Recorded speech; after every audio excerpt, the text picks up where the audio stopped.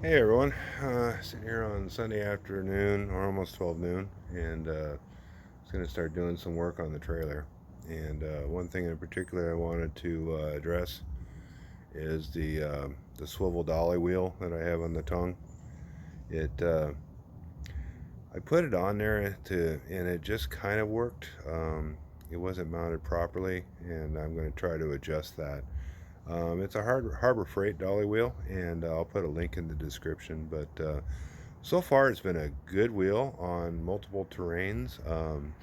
The only issues I've had with it is the wheel didn't want to pivot properly, and that's because where it was mounted on the frame, it just it cocked sideways because it wasn't mounted properly, and so the dolly wheel wouldn't swivel properly.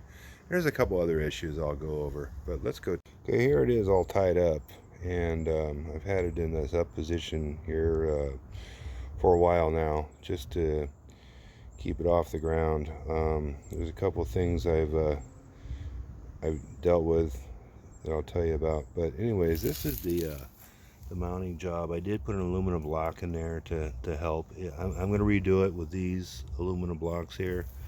But as you can see, the issue I have where this goes right against the frame, that's not the problem. The other problem is this tube. And I have to brace it in such a fashion so it won't squish the tube and it won't pinch the wiring. So my thinking here is what I'm going to do is I'm going to take one aluminum block and put it in this space right here for the bolts to go against between the frame and the aluminum block between the frame and the bolts. And then I'm going to do another one up here. And then as far as this space goes, I'm going to have to find something to help make that work.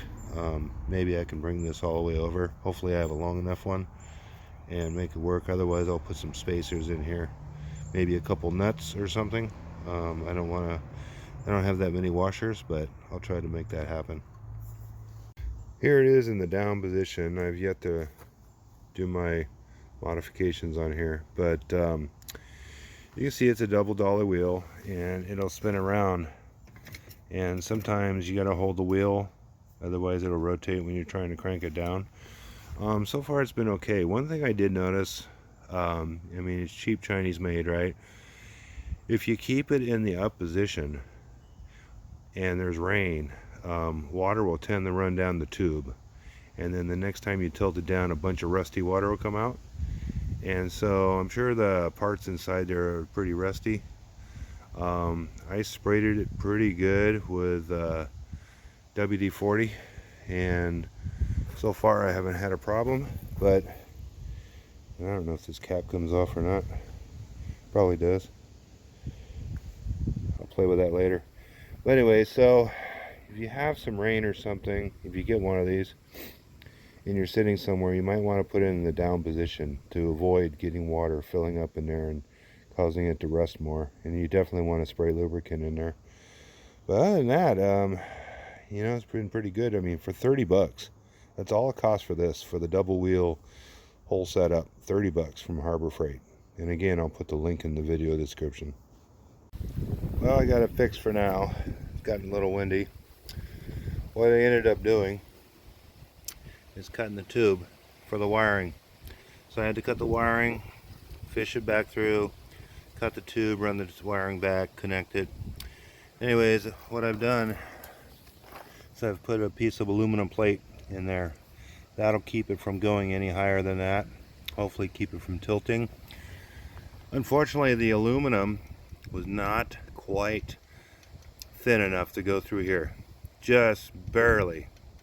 So I couldn't get it through there. What I'm probably going to have to do is drill some holes in the aluminum block I have to keep this from sagging down when it's at rest or pivoting. But we're going to try it out right now and see what happens. But all in all, I mean, I think it's a pretty good unit for 30 bucks. You just have to adjust it and make it work for you. The other thing, what I changed was before I had the bolts spread out pretty wide, and I ended up going really narrow. So That's probably going to have a tendency to pivot, but we'll see what happens when we try it out just now. So there you have it. Got the trailer moved over a little bit so it's a little bit more accessible without getting into the mud when it starts raining, and life is good. So I hope that overview and review was helpful of that Harbor Freight dolly wheel. I'll put the link in the description. It's not perfect, not perfect at all. I still have some more bracing to do on it, but you know, it works. And you know, for 30 bucks, that's what I just checked the price, 31 and change. I mean, how could you go wrong, right? Just make sure you get it properly secured and on all sides so it doesn't move around on you, and it'll be okay. The only drawbacks on it, like I said, with the weight on it, and I think it's supposed to be good for 1,500 pounds. I think. Don't quote me on that. You can look it up yourself. The only drawback is it just doesn't seem to pivot like it should.